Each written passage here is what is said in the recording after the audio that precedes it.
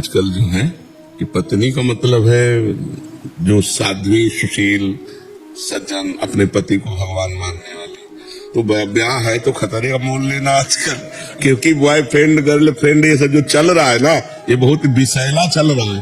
क्योंकि मान लो जैसे अब 2-4 लड़कों से जो मिली हुई है, वो एक पति को भगवान मानकर कैसे पूछ सकती, बड़ी समस्या है। पर ऐसा नहीं है, जैसे दुराचारियों के बीच में सदाचारी भी रहते हैं, ऐसे सदाचारिणी भी हैं। एक से एक बहुत पवित्र लड़कियां हैं जो अपने जीवन को पवित्र रखें, पर है बहुत कठिन, पवित्र मिलना बहुत कठिन, क्योंकि अपने लोग पवित्र आचरण विहीन हो रहे हैं, तो अपने को पवित्र की आशा कैसे हो सकती है? घर वाले भी जबरदस्ती करते हैं कि करो, ये इकलौता मतलब वंश बढ़ाओ, मतलब आप घर में तो संतान उत्पत्ति करके वंश उत्पन्न करना, भगवान से मनाओ। जैसे करदम जी ने 10,000 वर्ष तक तपस्या की, भगवान से कहा मुझे पत्नी चाहिए, तो देवहूति जैसी पत्नी मिली। 10,000 ना सही तो साल भर सही साल भर कुछ अन्न कम पाओ, शंकर जी की उपासना करो, महाराज हमें पत्नी दे दो।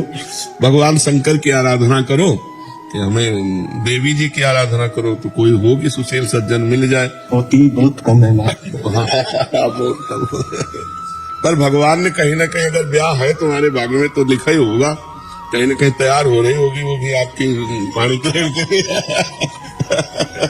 ऐसा हो श्री जी की इच्छा समझ के ही बस चलता रहे कि बस अब जैसी उनकी इच्छा। हाँ बिल्कुल बिल्कुल। बकाया आपका जो प्रश्न है बहुत गंभीर प्रश्न है कि आज सुशील बच्चों को सुशील बच्ची मिलना या सुशील बच्चियों को सुशील बच्चे मिलना बहुत दुर्लभ बात हो गई, क्योंकि स्कूलों में नए नए बच्चे जो थोड़ा अच्छे, वो भी मतलब भ्रष्ट मार्ग में जा रहे हैं, जैसे नशा करना, गर्लफ्रेंड बॉयफ्रेंड बनाकर बेविचार करना, ये सब बहुत गंदी बातें हो रही है हमारे देश में। पहले हमारे समय में तो था ही नहीं, गर्लफ्रेंड बॉयफ्रेंड था ही नहीं, सिस्टम ही नहीं था, गंदी भावनाएं नहीं थी। अभी जब से मोबाइल चला ना, तब से गंदी भावना का बच्चों में सृजन हो गया, गंदी गंदी बातें। अब तो लिव इन रिलेशन भी चल गया, वो तो और भी बुरा है महाराज जी। बिल्कुल बिल्कुल नहीं, ये हमारी भारतीय पद्धति नहीं। ये कलयुग का अंतिम चरण है, अभी तो प्रथम चरण है, 4,32,000 वर्ष का है, जिसमें अभी 5,000 के ऊपर हुआ है, अभी तो 32 पूरे नहीं हुए।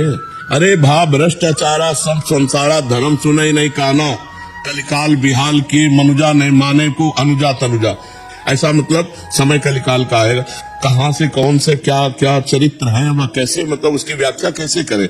हमारे देश में तो इस बात का प्रमाण है कि एक बार जिससे हाथ मिला लिया, आजीवन उससे निर्वाह किया, कभी दूसरी की तरफ हाथ उठा के नहीं देखा। भारत है, ये भारत है, ये विदेश नहीं है कि आज उसके साथ कल उसके साथ, ऐसा नहीं है। बहुत गंदी बातें विदेश से आई हैं। और देखो सुख भी इसी में है, अपनी पत्नी है, अपना पति है, और आजीवन एक के साथ, तो सुख भी। अब पति को विश्वास नहीं, पत्नी के ऊपर पत्नी को विश्वास नहीं, पति के ऊपर एक घर में रह रहे हैं, अविश्वास से कैसा जीवन। तो आज का समय बहुत विचित्र है, बहुत विचित्र है। भगवान बचावे, किसी को चरित्रवान पति मिल जाए या चरित्रवान पत्नी मिल जाए तो बड़ी कृपा समझो भगवान के। तो आजकल देखो सब चरित्र विहीन हो रहे हैं, नए नए बच्चे विशेष। तो व्यभिचार प्रवृत्ति तो मलिन प्रवृत्ति है, इसमें कैसे कहा जा सकता है कि हमारी संतान है। संकरता फैल रही, पितरों को श्राद्ध तर्पण आदि नहीं मिलेंगे, सब तरह से अधर्म की वृद्धि हो रही है। हमें लगता है सुधार करो भाई, जो सुन रहे हो, अपने चरित्र को पवित्र रखो, अपने जीवन को महान बनाओ। ये सब गंदी बातों से कोई महान नहीं बनता है। वैराग्य हुए बिना भी परम पद की प्राप्ति हो सकती है। हाँ हो सकती है, यदि हम घर गृहस्थी के भोगों को धर्म पूर्वक भोगे। तो जैसे भूख लगी है तो धर्म पूर्वक कमाए हुए अन्न से पेट भरे, काम सता रहा है धर्म पूर्वक पाणी ग्रहण की हुई पत्नी से सहवास करें, हमें मोह सता रहा है अपने बच्चों से भागवतिक भाव से प्रेम करें। धर्म के अंतर्गत किया हुआ भोग मोक्ष की पदवी प्रदान करने की योग्यता प्रदान कर देता है, और अधर्म से किया हुआ भोग नरक की गति प्रदान करता है। धर्म पूर्वक काम भगवान का स्वरूप है, अधर्म पूर्वक काम नरक का स्वरूप है। कामः क्रोधः तथा लोभः तस्मात् दैत्यं त्यजेत्, त्रिविधम नरकस्येदं द्वारम। नरक के 3 द्वार, काम क्रोध लोभ, और वही अगर धर्म पूर्वक किया जाए तो भगवान की प्राप्ति कराने वाला बन जाता है। तो आप अधर्म का त्याग करके भगवान का नाम जप करते हुए घर गृहस्थी में रहते हुए यदि भजन करो तो भगवान की प्राप्ति हो जाएगी। क्यों? भगवान की प्राप्ति करने के लिए जो हमें चाहिए वो है धर्म, वो है भगवान का भजन। अगर विरक्त होकर धर्म से न चले और भगवान का भजन न करे तो क्या विरक्त को भगवान की प्राप्ति हो जाएगी क्या? नहीं। अगर ये प्रपंच में फंस गया, गुरु चेला रुपया कमाना ये वो, तो हरे शिष्य धन शोक न हरई, सो गुरु घोर नरक ना करे, उसको नरक जाना पड़ेगा। भजन से भगवान की प्राप्ति होती है, गृहस्थी विरक्त से कोई मतलब नहीं है। मनमानी आचरण करे, पाप आचरण करे, भजन न करे तो नरक जाएगा कि नहीं जाएगा?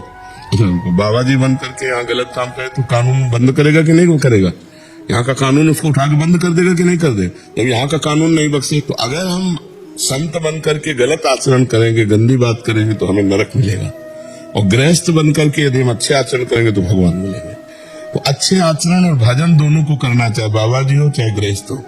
अगर अच्छे आचरण और भजन है तो भगवान की प्राप्ति है, चाहे गृहस्थ हो चाहे विरक्त हो। आचरण भ्रष्ट है, भगवान को भजन नहीं, तो कोई भी हो फिर तो दुर्गति है। यहाँ भी दुर्गति, वहां भी दुर्गति।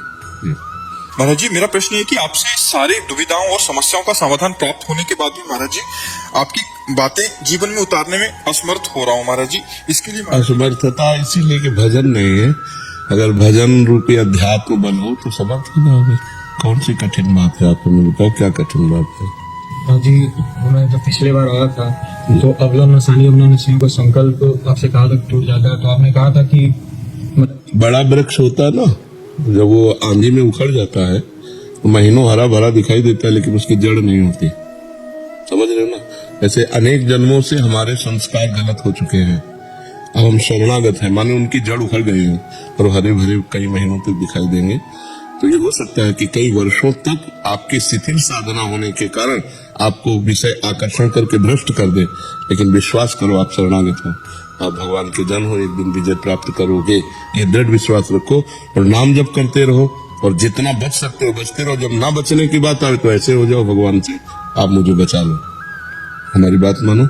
ऐसा करना, जहां कहीं गलत हो रहा हो तुम्हारे जीवन में और तुम अपने को न रोक पा रहे हो, वहां से हाथ उठा दो, हे भगवान आप देखना, अब आप संभाल लेना, मेरी सामर्थ्य नहीं है, मुझे आपकी माया प्रचंड है, घसीटती जा रही, मैं गलत जा रहा हूँ प्रभु, मैं जान रहा हूँ कि मैं गलत हूँ, लेकिन मैं नहीं रुक पा रहा हूँ प्रभु, हम पर वो जरूर बल देंगे, वो कोई ऐसा रास्ता बना देंगे कि आप निकल जाओगे।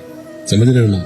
लेकिन आप जानबूझ करके गिरोगे तो फिर नहीं, फिर तो पड़े ही रहोगे वही। जानबूझ करके अगर जहर खाओगे तो तुम मर ही जाओगे। अगर कोई धोखे से जहर खवाएगा तो भगवान बचाने का चांस है। मीरा जी को जहर पिलाया तो बच गए ना, लेकिन जानबूझ के जहर खाओगे तो मर ही जाओगे। फिर ये जहर से भी विषैला है विषय, बहुत जन्मों से भोगते आ रहे हैं, तो जहां अब लगता है कि हम गलत काम नहीं करेंगे, अवसर मिला तो फिर गलत कर बैठते हैं, तो फिर परमार्थ से निराशा आ जाती है। सबसे ज्यादा घाटे की बात ये होती है कि हमसे गलती हो गई, तो वो गलती क्या करेगी, इधर का उन्नति मार देगी, मन ही नहीं लगेगा भजन में, सत्संग में, साधु महात्माओं की बातों में, मन ही खराब हो जाएगा, फिर हमारा जीवन बर्बाद हो जाएगा। गलती हो जाना उतना भयानक नहीं जितना गलती का परिणाम भयानक है। हमारे अंदर उत्साह ही खत्म कर देता है भजन का, यार क्या इतने महीने से कर रहे हैं, भ्रष्ट हो गए, अब क्या होगा, यही कर देता है, वो अध्यात्म से हीन बना देता है। तो हमें लगता है बचने की कोशिश करो, मनुष्य जीवन बड़ा दुर्लभ है, इसी जन्म में भगवत प्राप्ति हो जाए। जहां गिरने को, हमारी एक एक बात पकड़ लो, जहां गिरने के चांस हो आप संभल ना सकते हो, वहां से हो जाना, अंदर से भगवान वो तुरंत संभाल लेंगे। गिरोगे तो उनकी गोद में गिरोगे। जन गुण प्रभु मान न काऊ, दीन बंधु अति मृदुल स्वभाव।